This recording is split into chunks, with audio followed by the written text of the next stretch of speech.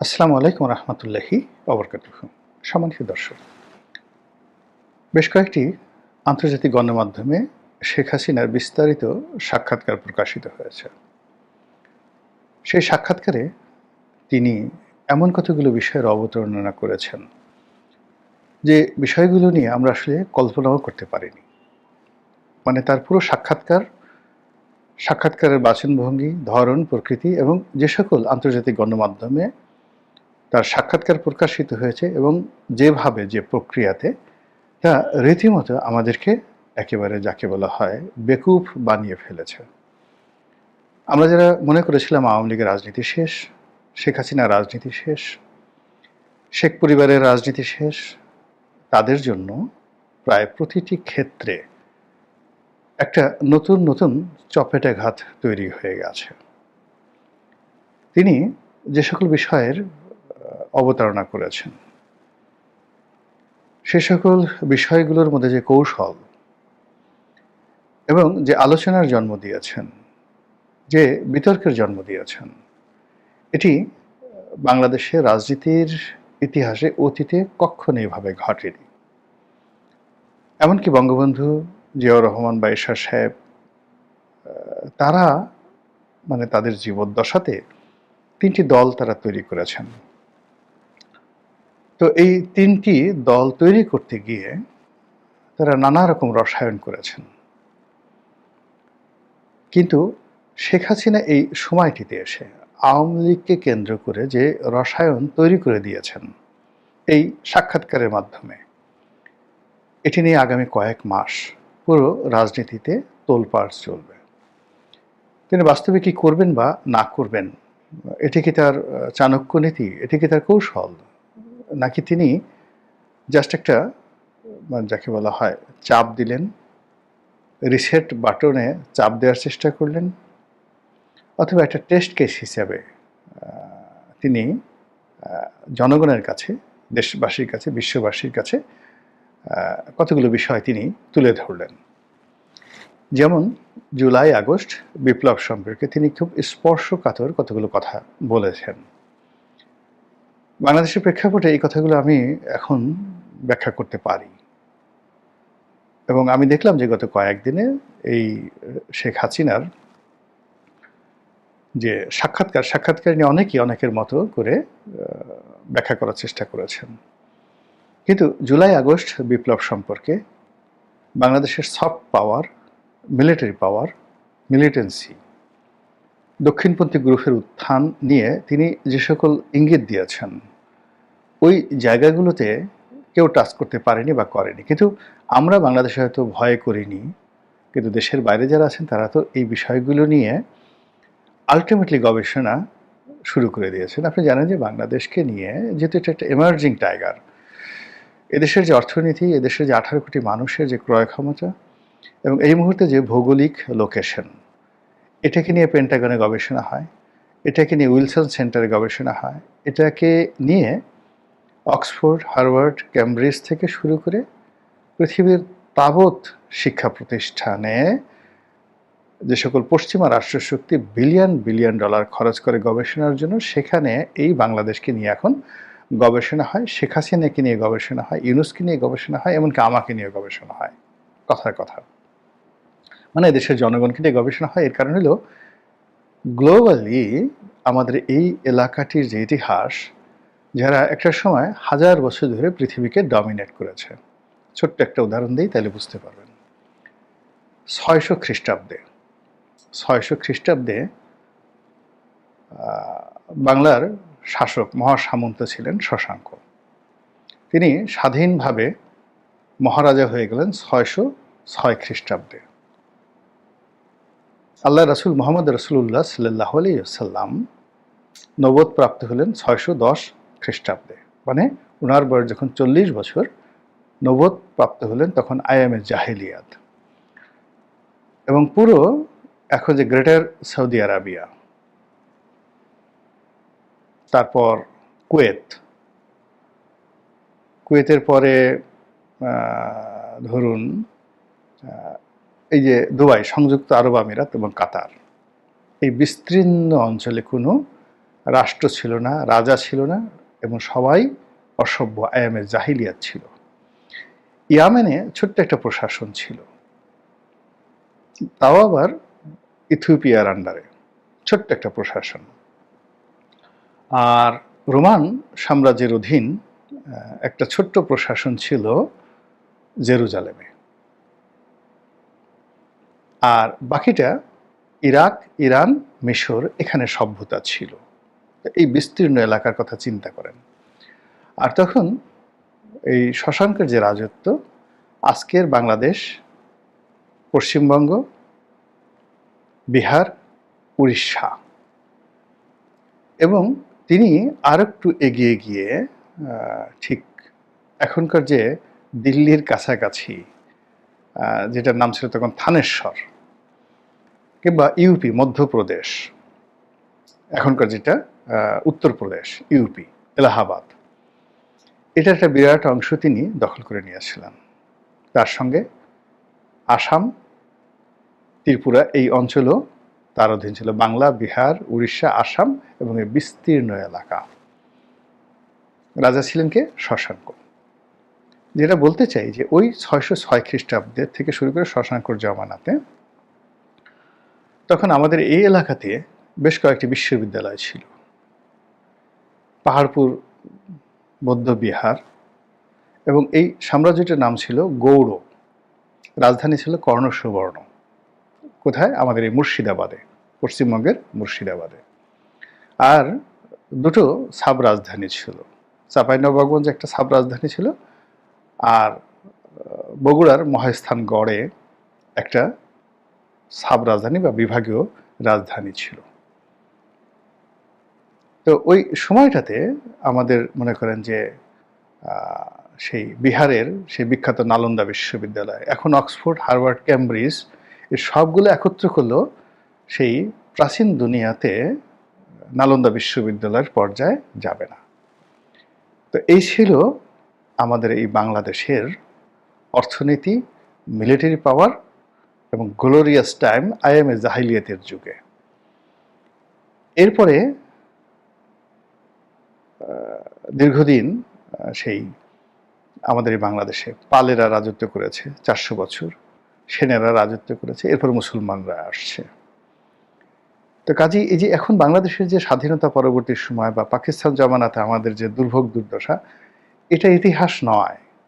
কিংবা পলাশীর প্রান্তের নবাব সিরাজউদ্দৌলার সঙ্গে বেইমানি করা হয়েছে, এটা ইতিহাস নয়।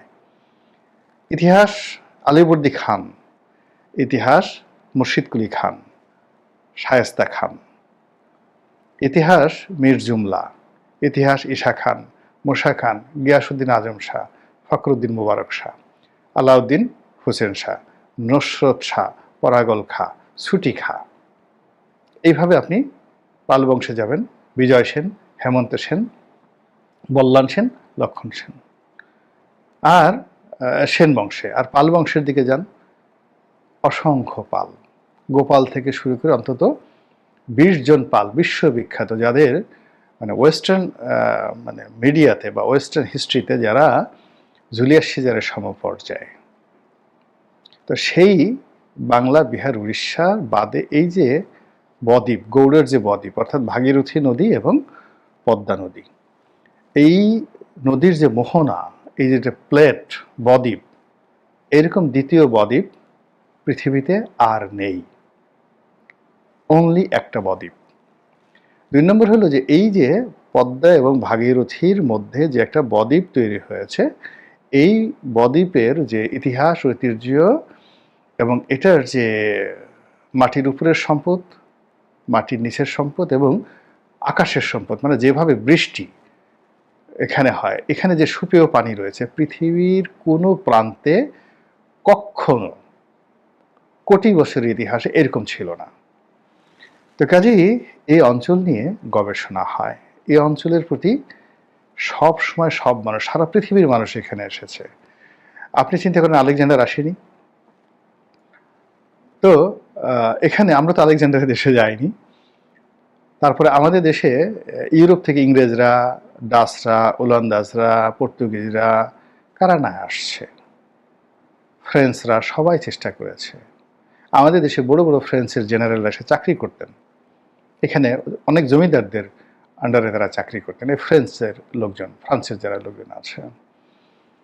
তো এই যে বাংলাদেশ, এই বাংলাদেশ নিয়ে গবেষণা হচ্ছে যে এই জাতি আবার ঘুরে দাঁড়াবে, এই জাতির ইকোনমি যেভাবে মুঘল জামানাতে, পুরো মুঘল ডাইনেস্টিতে মোর দ্যান 250 ইয়ার্স, তো মুঘল ডাইনেস্টিতে আওরঙ্গজেবের জামানাতে গ্লোবাল জিডিপির 35% তারা ডিল করত, মানে দিল্লির যে সিংহাসন, দিল্লি কেন্দ্রিক যে রাজ্য ব্যবস্থা, সারা পৃথিবীর 35%, যেটা আমেরিকাও করে না এখন। আমেরিকা এবং চায়না একত্র করলে পৃথিবীর 35% জিডিপি করে না, যেটা আওরঙ্গজেব জামানাতে ছিল।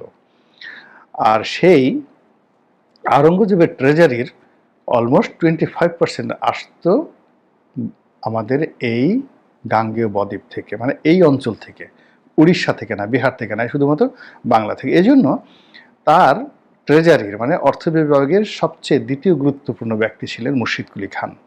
তাকে তিনি দেওয়ানে, বাংলাদেশের দেওয়ান মানে অর্থমন্ত্রী নিযুক্ত করলেন।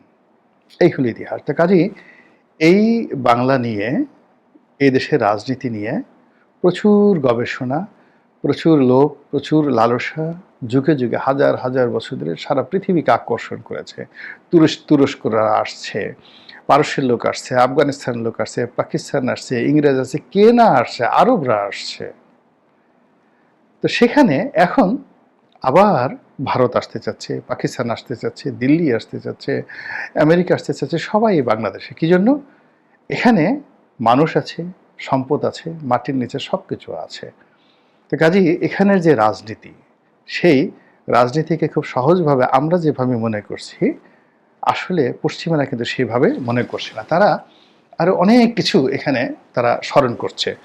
তো সেই স্মরণের যে প্রেক্ষাপট, সেই প্রেক্ষাপটে এখন যেটি হচ্ছে সেটি হলো যে এই দেশের রাজনীতি কিভাবে চলছে, এই দেশের রাজনীতি কিভাবে চলবে, এগুলো নিয়ে বিশ্বের যারা লোকজন আছে তারা কিন্তু গবেষণা করছে, যেটা আমরা করতে পারছি না। তো শেখ হাসিনা যেটি করছেন সেটি হলো তার এই যে সাম্প্রতিক সময়টিতে তিনি একটা চাল দিয়ে দিয়েছেন পশ্চিমা দুনিয়াদেরকে এবং বাঙালিদের মধ্যে। সেটা হলো আওয়ামী লীগের যে বৃহৎ দল, এটাকে তিনি প্রতিষ্ঠা করতে চাচ্ছেন আইডিওলজিক্যালি, যে এই দলটা জাস্ট লাইক রিপাবলিকানদের মতো, জাস্ট লাইক ডেমোক্রেটদের মতো, জাস্ট লাইক কংগ্রেস অথবা বিজেপির মতো। সেকেন্ড থিং হলো এই দলের সবচেয়ে বড় ব্যারিকেড হিসেবে প্রচার করা হতো যেখানে শেখ পরিবারের আধিপত্য এবং শেখরা এখানে সবকিছু লুটেপুটে খাচ্ছে। যতদিন পর্যন্ত আওয়ামী লীগ শেখ পরিবার মুক্ত না হবে ততদিন পর্যন্ত এই বিপত্তি কাটবে না। এই তো প্রচারণা। সেই জায়গাতে এই যে বিশ্ব গণমাধ্যমে শেখ হাসিনা যে জিনিসগুলো করলেন, সেটা হলো তিনি এই বললেন যে এই শেখ পরিবার আগামীতে রাজনীতিতে থাকবে না বা নাও থাকতে পারে, ডাজ নট ম্যাটার, কিন্তু আওয়ামী লীগ থাকবে। তিনি যে ইঙ্গিতটা দিলেন, এটা কিন্তু বিএনপির জন্য, জাতীয় পার্টির জন্য একটা বিরাট অশনি সংকেত। অর্থাৎ যদি শেখ পরিবার আওয়ামী লীগে না থাকে, জিয়া পরিবারের কোনো অস্তিত্ব সেখানে থাকবে না। আপনাদের মনে আছে সেই কালা পাহাড়ের গল্পের মতো।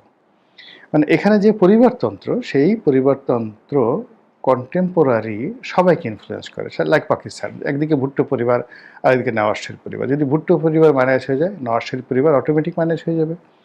এবং সেটা জেনারেল পারভেজ মোশাররফের সময় আমরা সেটা দেখেছি। ফলে পাকিস্তানের জনগণ আবার তারা নতুন করে এই দুটো পরিবারকে ফিরে এনেছে। অনেক চেষ্টা করার পরও থাকসিন সিনাওয়াত্রার পরিবারকে থাইল্যান্ডের রাজনীতি থেকে বাদ দেওয়া যায়নি। রাজাপাকসের পরিবারকে শ্রীলঙ্কার রাজনীতি থেকে বাদ দেওয়া যায়নি।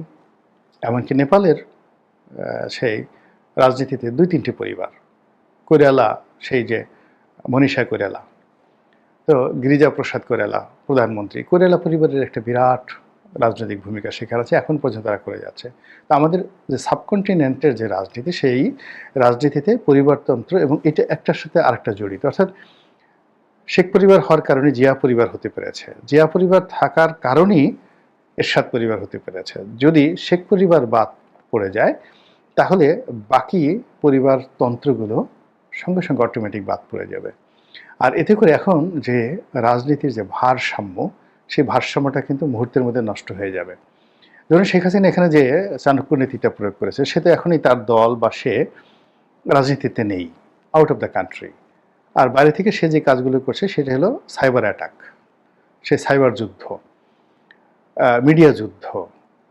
তো মিডিয়া যুদ্ধ এবং সাইবার যুদ্ধ এবং ইন্টেলেকচুয়াল ওয়ার, বুদ্ধিমত্তার খেলা এবং কৌশল তিনি দিচ্ছেন, এবং সেই কৌশলে তিনি যেভাবে আওয়ামী লীগকে এগিয়ে দিচ্ছেন, যেভাবে শেখ পরিবারকে তিনি পিছিয়ে সরে নেওয়ার জন্য তিনি পরিকল্পনা করছেন, এটা আলটিমেটলি বিএনপির জন্য একটা বিরাট থ্রেট।